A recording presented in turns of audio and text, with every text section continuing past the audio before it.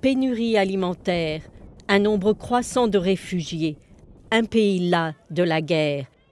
La crise humanitaire au Soudan du Sud s'éternise et les violations des droits de l'homme continuent. Il y a plus de gens dans les sites de protection qu'il n'y en avait avant. Des dizaines de milliers de personnes ont été tuées et cette guerre doit cesser.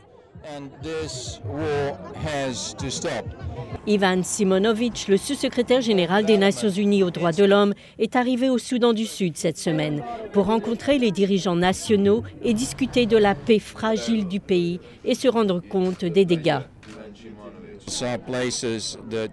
Les hôpitaux sont des lieux qui devraient servir les populations et prendre soin d'elles. Au lieu de ça, ils ont été transformés en des lieux de torture et d'exécution. C'est absolument intolérable et ne peut tout simplement pas être oublié. Les auteurs de ces atrocités doivent être traduits en justice.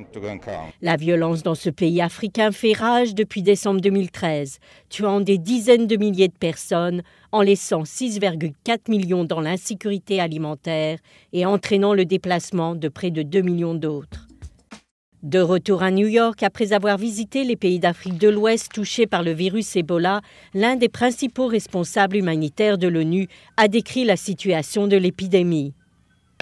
Il ne faut cependant pas céder à la complaisance. La dernière ligne droite est toujours la plus difficile et nous devons maintenir le cap. Et John Ging d'expliquer ce que cela implique.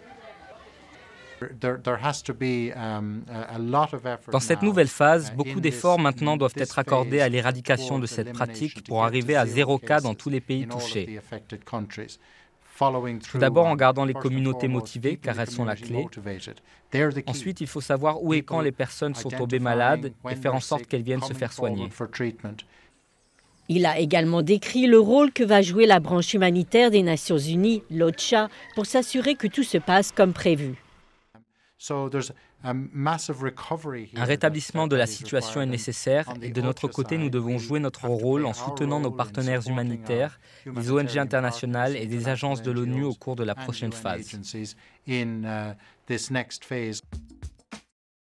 Il n'y a jamais eu autant de jeunes. 1,8 million de jeunes de 10 à 24 ans vivent dans le monde d'aujourd'hui et leurs voix sont importantes. C'est le message du Forum de la jeunesse tenu au siège de l'ONU à New York qui a réuni des jeunes de dizaines de pays du monde entier.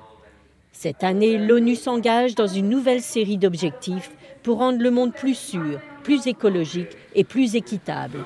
Ce sont les objectifs de développement durable. Le secrétaire général de l'ONU, Ban Ki-moon, a adressé ce message aux jeunes. Les jeunes peuvent s'exprimer comme jamais auparavant. Vous pouvez dénoncer l'injustice et serrer les mains à travers les cultures et les communautés. Regardez autour de vous, mettez-vous en colère face à l'injustice.